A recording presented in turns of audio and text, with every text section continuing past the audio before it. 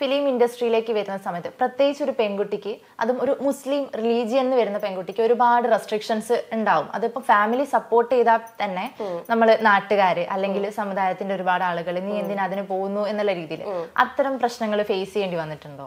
Initially ഇപ്പൊ ഞാൻ നോക്കുകയാണെങ്കിൽ ഇൻസ്റ്റാഗ്രാമില് ഇങ്ങനെ അത്, പക്ഷെ ഞാൻ പറയുന്നു ഇപ്പൊ 100 ആൾക്കാരിൽ ഒരാൾ ചിലപ്പോ ഒരു കമന്റ് ഇങ്ങനെ എവിടെയാ നിന്റെ തൊട്ടെവിടെ അങ്ങനെയൊക്കെ ചോദിക്കുന്ന ചിലപ്പോൾ ഒരാളുണ്ടാവും. അപ്പം അത് ശരിക്കും നെഗ്ലിജിബിളി സ്മോൾ ആണ്, ഞാനത് എടുത്തിട്ടുമില്ല. അതിപ്പോൾ ഓരോ ആൾക്കാരുടെ മൈൻഡ് സെറ്റ് വേറെയാണ്. ഇപ്പം നമ്മുടെ റിലീജിയനിൽ ഇങ്ങനെ കുറച്ച് സ്ട്രിക്റ്റ് ആണ്, അത് നല്ലതായിട്ട് തന്നെ ഞാൻ കണ്ടിട്ടുള്ളൂ. അത് ഒരു മോശം ഏതോ ഭയങ്കര റെസ്ട്രിക്റ്റിംഗ് ആയിട്ട് ഭയങ്കര അത് ആൾക്കാരങ്ങനെ ആക്കുകയാണത്.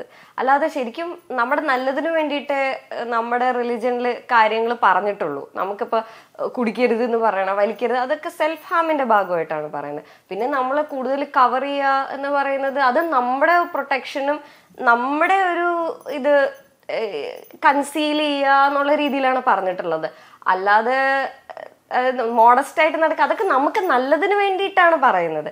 പക്ഷെ ഭയങ്കര ഇതായിട്ട് ഇത് എൻഫോഴ്സ് ചെയ്ത്, അതായത് ബാക്കിയുള്ള ആൾക്കാരാണ് ഇതൊരു മോശമായിട്ട് ഒരു റൂൾ ബുക്ക് ഉണ്ടാക്കിയിട്ട് നമ്മളെ ഭയങ്കരമായിട്ട് ടോർച്ചർ ചെയ്യാൻ ഇതിന്റെ പേരിൽ നിൽക്കുന്നത്. അതൊക്കെ മനുഷ്യന്മാരുടെ പ്രശ്നമാണ്. എല്ലാ റിലീജിയൻ എടുത്ത് നോക്കിയാൽ റിലീജിയൻസ് എല്ലാം പെർഫെക്റ്റ് ആണ്. ഇപ്പൊ ആളുകളാണ് ഇതിന് മോശമാക്കുന്നത്. അതിപ്പോ എല്ലാം ഇപ്പൊ ഒരു മൊബൈൽ ഫോൺ, ഒരു ഇന്റർനെറ്റോ എന്തെടുത്ത് നോക്കിയാൽ ഈ സംഭവങ്ങൾ പെർഫെക്റ്റ് ആണ്. എന്ത് കൺവീനിയന്റ് ആണ് ഇന്റർനെറ്റ് നമുക്ക് വേണ്ടിയിട്ട്. നമ്മുടെ മൊബൈൽ ഫോൺ ആണെങ്കിലും നമ്മുടെ എല്ലാം നമുക്ക് നല്ലതാണ്. പക്ഷെ എങ്ങനെയൊക്കെ ആൾക്കാർ അത് യൂസ് ചെയ്യുന്നു. സൈബർ ക്രൈംസ് എത്ര നടക്കും, സൈബർ ബുള്ളിങ്സ് എത്ര നടക്കുന്നു, അത് കാരണം സൂയിസൈഡ്സ് എത്ര നടക്കുന്നു, ആൾക്കാർക്ക് മെന്റലി എന്തൊക്കെ ബുദ്ധിമുട്ടുണ്ടാവുന്നുണ്ട്. അപ്പൊ ഇതൊക്കെ ചെയ്യണത് ഇന്റർനെറ്റ് ആണോ? അല്ല. What is to blame? ആൾക്കാരാണ്. അപ്പം എൻ്റെ ഫാമിലി ആണെങ്കിലും അവർക്കിപ്പോൾ ഭയങ്കര ഔട്ട് ഓഫ് ദ ഇത് കുറേ കാര്യങ്ങൾ ആക്സെപ്റ്റ് ചെയ്യാൻ പറ്റാതെ, അത് ഞാൻ ആ എക്സ്ട്രീമിൽ പോയാലേ അവർക്ക് അത് അങ്ങനെ ഒരു പ്രശ്നമുള്ളൂ. എനിക്കാണെങ്കിലും ഇപ്പം ഞാനാണെങ്കിൽ ശരിക്കും പറഞ്ഞിട്ടുണ്ടെങ്കിൽ എനിക്ക് ഒരുപാട് ഇപ്പം ഞാൻ ഇൻറ്റിമസി അങ്ങനത്തെ ഇതൊക്കെ ഇൻറ്റിമസി, പിന്നെ എനിക്ക് ഇങ്ങനെ ഇപ്പോൾ കോസ്റ്റ്യൂമിൻ്റെ കാര്യത്തിലൊക്കെ ഞാൻ കുറച്ച് പെർട്ടിക്കുലറാണ്. അത് എൻ്റെ പേഴ്സണൽ ചോയ്സാണ്. അപ്പം ഞാൻ എന്നെ തന്നെ റെസ്ട്രിക്റ്റ് ചെയ്യാറുണ്ട്. അത് വേറെ ആൾക്കാർ വന്ന് എൻ്റെ റിലിജനിൽ വന്ന് എൻ്റെ മറ്റേ വടിയെടുത്തിട്ട് നീ അങ്ങനെ ചെയ്താൽ മതി എന്ന് പറഞ്ഞുകൊണ്ട് ഞാൻ ചെയ്യുന്ന കാര്യങ്ങളല്ല. അല്ലെങ്കിൽ ഞാൻ അത് വിശ്വസിക്കുന്ന ഒരാളല്ല.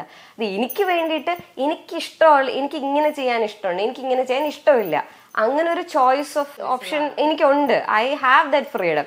ചില ആൾക്കാർ പറയും you are an actor so you should do this, you should break your comfort, you should do this എന്ന്. It's not like that. നമുക്ക് എന്തിഷ്ടം അത് ചെയ്യുക. നമുക്ക് ഇഷ്ടമുള്ള രീതി ജീവിക്കാനാണ് നമ്മൾ ഈ ലോകത്ത് ജീവിച്ചു പോകുന്നത്, അല്ലേ? അപ്പം നമ്മൾ ഇഷ്ടമുള്ളത് ചെയ്യുക, ഇഷ്ടമില്ലാത്ത ചെയ്യുക. എനിക്കിങ്ങനെ ചില സമയത്ത് എനിക്കിങ്ങനെ ഇറിറ്റേഷൻ ആവും. ചില ആൾക്കാർ എന്തോ പണിഷ്മെന്റ് പോലെ നീ ആക്ടറാണ്, നീ ഇത് ചെയ്താലേ പറ്റും, അങ്ങനെയൊക്കെ പറയുന്ന ആൾക്കാരുണ്ട്. എനിക്കത് ശരിക്കും ഭയങ്കര സെൻസ്ലെസ് ആയിട്ട് തോന്നാറുണ്ട്. ഇപ്പൊ ഒരു ചൂസ് ചെയ്യാണെന്ന് പറഞ്ഞല്ലോ, പൊതുവെ ഒരു സ്റ്റാർട്ടർ അല്ലെങ്കിൽ ഒരു ബഡ്ഡിങ് ആക്ട്രസ് എന്നുള്ള രീതിയിൽ 2 രീതിയിൽ ആൾക്കാർക്ക് ചിന്തിക്കാം. എനിക്ക് തോന്നുന്നു ചിലർ ചിന്തിക്കും ഓക്കെ ഞാൻ ഈ ഒരു ഫീൽഡിൽ നിൽക്കണം, അപ്പൊ കുറച്ച് പടങ്ങൾ കുറച്ച് ചെയ്യണം, എന്നിട്ട് ആൾക്കാരുടെ അടുത്ത് രജിസ്റ്റർ ചെയ്യണം. അല്ലെങ്കിൽ അടുത്തൊരു സ്റ്റേജ് എന്ന് പറഞ്ഞാൽ എനിക്ക് തോന്നുന്നു ആമയുടെ പറഞ്ഞ പോലെ ചൂസ് ചെയ്ത് ചെയ്യണം. കാരണം ഒരാള് നമ്മളെ വിളിക്കുമ്പോൾ ആ കുട്ടിക്ക് അത്യാവശ്യം നല്ല സെലക്ഷൻ ഉണ്ട്, ആ ഒരു ഇതാണിത്. പക്ഷെ ഇപ്പം ചെയ്തിട്ടുള്ള സിനിമകളില് ഒരു വാശിപ്പുറത്ത് അങ്ങനെയല്ല. കാരണം 18-ാം പടി നമുക്കൊരു മിസ്സായിരുന്നു. ഭീഷ്മപർവത്തിലാണെങ്കിലും മമ്മൂക്കയുടെ കൂടെ ഒരു സ്ക്രീൻ സ്പേസ് ഇല്ല. അതും കുറച്ചേ ഉള്ളൂ. ആ ഒരു പാട്ടിലും നല്ല എക്സ്പോഷർ ഉണ്ട്, പക്ഷെ മമ്മൂക്കയുടെ കൂടെ ഒരു സ്പേസ് ഇല്ല. പക്ഷെ ടർബോയിലേക്ക് വരുന്ന സമയത്ത് അത് ചൂസ് ചെയ്ത് മീൻസ് അതൊരു ഭയങ്കര ഒരു വിജയമായിരുന്നില്ലേ? കാരണം ഇത്രയും 2 സ്ഥലത്തും ഒന്ന് ഇഗ്നോർ ചെയ്യപ്പെട്ടതല്ല, പക്ഷെ പറ്റിയില്ല. പക്ഷെ മമ്മൂക്കയുടെ കൂടെ ടർബോയിൽ ത്രൂ ഔട്ട് സ്പേസ് വന്നു, ആൾക്കാരെ റെക്കഗ്നൈസ് ചെയ്തു, ഭയങ്കര ഒരു എക്സ്പോഷർ കിട്ടി. ആ ഒരു ഫീൽ എങ്ങനെ ഉണ്ടായിരുന്നു? അത് ഈ ചൂസിങ്ങിന്റെ ഒരു ബെനിഫിറ്റ് ആയിട്ടാണോ തോന്നിയിട്ടുള്ളത്? അത് ശരിക്കും ചൂസ് ചെയ്തതല്ല. ഇതൊക്കെ നമ്മൾ അങ്ങോട്ട്, ഇപ്പൊ ഞാനാണെങ്കിലും ടേബോ എനിക്ക് വന്നത് ഞാൻ അങ്ങോട്ട് അപ്രോച്ച് ചെയ്തിട്ടുള്ളതാണ്. ഡയറക്ടേഴ്സിന്റെ അടുത്താണെങ്കിലും മിഥുൻ ചേട്ടൻ അതിന്റെ സ്ക്രിപ്റ്റ് റൈറ്ററായിരുന്നു. അപ്പൊ ഞാൻ ഇപ്പോൾ ഭീഷ്മ പർവം ചെയ്യുമ്പോഴും 18-ാം പടിയും ചെയ്യുമ്പോഴും എനിക്കിപ്പോ ഇനിഷ്യൽ ഉള്ള സംഭവങ്ങളാണ്. എനിക്കതിൽ ഭയങ്കര അഭിനയിച്ച് തകർക്കാനുള്ള ഒരു സ്പേസ് അതിലില്ല.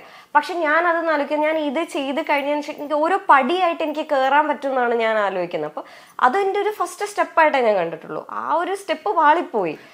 അപ്പം എനിക്ക് അതിൽ മനസ്സിലായി ഓക്കെ എന്താണ് എനിക്ക് ചെയ്യേണ്ടത്, എന്ത് ചെയ്യേണ്ട, എന്ത് ഇത് ചെയ്യണം എന്നുള്ള കുറച്ച്, അല്ലെങ്കിൽ എന്ത് എക്സ്പെക്ട് ചെയ്യണം എന്ന് എനിക്ക് മനസ്സിലായി. അന്ന് എനിക്ക് എന്ത് എക്സ്പെക്ട് ചെയ്യേണ്ടത് എനിക്ക് അറിയത്തില്ലായിരുന്നു. അന്ന് I had unrealistic expectations to be honest. അപ്പോൾ ഭീഷ്മ പർവ്വം എടുക്കുമ്പോൾ it is a very good movie. അതിലൊരു ഭാഗമാവാൻ പറ്റുക എന്ന് പറയുന്നത് തന്നെ വലിയൊരു കാര്യമാണ്. ആൻഡ് അത് ഇപ്പോഴും നമ്മുടെ അതിലെ പാട്ടുകൾ കേൾക്കുമ്പോഴത്തേക്ക് ഇറ്റ് ഇസ് എ ഡിഫറെൻറ്റ് ഇത്. പിന്നെ അത് മാത്രമല്ല, അതിൽ നിന്ന് എനിക്ക് ഒരുപാട് കോണ്ടാക്ട്സ് കിട്ടി, ഒരുപാട് ആക്ടേഴ്സ് ഉണ്ടായില്ല. അപ്പോൾ ഒരുപാട് പേരായിട്ട് ഇൻട്രാക്ട് ചെയ്ത് അവരുടെ കാര്യങ്ങൾ പഠിക്കാനോ അങ്ങനെ അതൊരു ഫെയിലിയറായിട്ട് ഞാൻ കണ്ടിട്ടില്ല. Because it is my next step. അതിൽ നിന്ന് എൻ്റെ നെക്സ്റ്റ് സ്റ്റെപ്പ് ഇത് ഞാൻ വളർന്നുകൊണ്ടിരിക്കുകയാണ് എന്ന് തന്നെയാണ് ഞാൻ അതിന് വിശ്വസിക്കുന്നത്. അതുകൊണ്ട് ആദ്യത്തെ 2 സ്റ്റെപ്പ് പാളിപ്പോയി ഇപ്പൊ അങ്ങനെ ഞാൻ വിചാരിക്കുന്നില്ല. ഒരു വാശി, കാരണം 2 സിനിമയിലും മമ്മൂക്കി ആയിട്ടൊരു സ്പേസ് ഇല്ലായിരുന്നു. അതെ അതെ, മൂന്നാമത്തേൽ അത് കിട്ടി. അതും ചില്ലറ സ്പേസ് അല്ല, ഒരു ത്രൂ ഔട്ട് സ്പേസ്. അതെ, പക്ഷെ ഞാൻ ആക്ച്വലി എനിക്ക് അറിയത്തില്ലായിരുന്നു ടർബോയില് മമ്മൂക്കി ആയിരുന്നു, എനിക്കറിയില്ല. ഭയങ്കര സന്തോഷം. അപ്പൊ അത് അൺഎക്സ്പെക്ടഡ് ആയിട്ടായിരുന്നു. ബിക്കോസ് ഞാൻ വൈശാഖ് സാറത്തായിരുന്നു ഞാൻ മെസ്സേജ് അയച്ചിട്ടുണ്ടായിരുന്നു, സംസാരിച്ചിട്ടുണ്ടായിരുന്നു. അതിനുശേഷം മിഥുൻ ചേട്ടൻ ഓക്കെ ആ റോളിന് നല്ലതായിരിക്കും, ബിക്കോസ് പുള്ളിക്കാരി 5-ാം പാതിരയിൽ ചെയ്തിട്ടുണ്ട്, നല്ല രീതിയിലാണ് ചെയ്തത് എന്നൊക്കെ ഉള്ള രീതിയിൽ ഹൈപ്പപ്പ് ചെയ്തപ്പോൾ കുറച്ചുകൂടെ എനിക്കത് സെറ്റായി. അത് കഴിഞ്ഞതിന് ശേഷമാണ് ഇവർ ഇങ്ങനെ ഒരു ക്യാരക്ടറാണ്, മമ്മൂക്കയുടെ കൂടെയാണ്, മമ്മൂക്കയാണ് ഇതിൽ ചെയ്യുന്നത്. അപ്പോൾ പിന്നെ എനിക്കൊന്നും പറയണം. അപ്പം അപ്രതീക്ഷിതമായി വന്നതാണ്. ഞാൻ ഓക്കെ മമ്മൂക്കയുടെ കൂടെ എനിക്ക് സ്പേസ് വേണമെന്ന് പറഞ്ഞിട്ട് ഞാൻ ഇതിലേക്ക് ചെന്നതല്ല. ശരിക്കും അത് ജസ്റ്റ് അലൈൻഡ് ലൈക്ക് ദാറ്റ്. എൻ്റെ മനസ്സിലാഗ്രഹം ഉണ്ടായിരുന്നു. ഓഫ് കോഴ്സ് ഞാൻ ഭീഷ്മം ചെയ്യുമ്പോഴാണെങ്കിലും 18-ാം പടി ചെയ്യുമ്പോഴാണെങ്കിലും എനിക്ക് മനസ്സിൽ ആഗ്രഹം, നമുക്ക് എല്ലാവർക്കും തോന്നാമല്ലോ, ആഗ്രഹം ഉണ്ടായിരുന്നു. പക്ഷെ അത് എനിക്ക് ദൈവമായിട്ട് കൊണ്ടുവന്നതാണ് ടർബോ. അത് എന്താ വിഷമിക്കണ്ട, അതേ നീ മൊത്തം എടുത്തോ എന്ന് പറഞ്ഞ് തന്ന പോലെയായിരുന്നു. അപ്പോൾ എനിക്ക് സന്തോഷമായി. ഇനി അങ്ങോട്ടാണെങ്കിലും എനിക്ക് തോന്നുന്നു നമ്മൾ പ്രാർത്ഥിക്കുക, നമ്മൾ ആഗ്രഹിക്കുക, നമുക്ക് ചെയ്യാൻ പറ്റുന്ന മാക്സിമം നമുക്ക് ചെയ്യുക, അത്ര ഞാൻ വിചാരിക്കുന്നുള്ളൂ. അപ്പോൾ സ്റ്റെപ്പ് ബൈ സ്റ്റെപ്പ് മുകളിൽ കയറിയാൽ മതി. എനിക്ക് ആദ്യം തന്നെ മറ്റേ ഓവർനൈറ്റ് ഫെയിം ആവണമെന്നൊന്നും എനിക്ക് പണ്ടേ എനിക്ക് അങ്ങനെ ആയിരുന്നു. എനിക്ക് അങ്ങനെ വലിയ ഇതൊന്നുമില്ല. ഓക്കെ, ഇപ്പം ടർബോയിലാണെങ്കിലും ഒരുപാട് സീനിയർ ആക്ടേഴ്സിന്റെ കൂടെ ചെയ്തിട്ടുണ്ട്. അപ്പൊ നമ്മൾ പറയും ഓരോ സീനിയർ ആക്ടറും ഓരോ സ്കൂളാണ് അല്ലെ, ഓരോ പുതിയ സിനിമ. അതുപോലെ ഇപ്പം ബിന്ദു പണിക്കർ മാമിന്റെ അടുത്തുനിന്നാലും മമ്മൂക്കയുടെ അടുത്തുനിന്നാലും കിട്ടിയ ആ ഒരു സ്കൂളിംഗ് എങ്ങനെയുണ്ടായിരുന്നു? അത് ഭയങ്കര എക്സ്പീരിയൻസ് തന്നെയല്ലേ. ബിക്കോസ് നമ്മളൊരു സ്കൂളിൽ പോയി പഠിക്കുന്ന പോലെയല്ല, ഇതൊരു നമ്മൾ ഡയറക്റ്റ്ലി അവരെ കണ്ട് ഓരോ കാര്യങ്ങൾ ഒബ്സർവ് ചെയ്യുന്നതെന്ന് പറയുമ്പോൾ ഇറ്റ്സ് വെരി എഫക്റ്റീവ്. ബാക്കി സിനിമ ശരിക്കും പറഞ്ഞാൽ ഇതിലെ ഡയറക്ടേഴ്സ് ആണെങ്കിൽ പറയുന്നത് that the practical side is to learn the practical side. അതാണ് കുറച്ചുകൂടെ നല്ലത്. നമ്മൾ പോയി തിയറി പഠിക്കണതിനേക്കാളും പ്രാക്ടിക്കലി നമ്മളൊരു സിനിമ ചെയ്ത് പഠിക്കുമ്പോഴാണ് അത് ഭയങ്കര എഫക്റ്റീവ് ആവുന്നതെന്ന് പറയും. അത് എനിക്കിതിൽ ഭയങ്കര ട്രൂ ആയിട്ട് തോന്നി. ബിക്കോസ് നമ്മളുടെ ചെറിയ ഇപ്പം ഇവർക്ക് വർഷങ്ങളുടെ എക്സ്പീരിയൻസ് ആണുള്ളത്. അപ്പം അതിൽ അവർ ഓട്ടോമാറ്റിക്കലി ചെയ്തു വരുന്ന കുറച്ച് കാര്യങ്ങളുണ്ടാവും. അതൊക്കെ നമുക്ക് പിക്ക് ചെയ്ത് നമ്മളത് പഠിക്കണമെങ്കിൽ അവരെ പോലെ അത്രയും സിനിമകൾ നമ്മൾ ചെയ്താൽ അതിൽ നിന്ന് ഒരു കാര്യമെങ്കിലും ചിലപ്പോൾ നമുക്ക് പഠിക്കാൻ അല്ലെങ്കിൽ സ്വന്തമായിട്ട് അത് തോന്നി ചെയ്യാൻ പറ്റുള്ളൂ. അപ്പോൾ ഇത് നമുക്ക് ശരിക്കും പറഞ്ഞാൽ ഇവരുടെ കൂടെ ഇത്രയൊരു ടൈമിൽ വർക്ക് ചെയ്യുമ്പോൾ അവരത്രയും വർഷം ചെയ്തു വരുന്ന കാര്യങ്ങളിൽ നിന്ന് നമുക്ക് പിക്ക് ചെയ്യാൻ പറ്റും.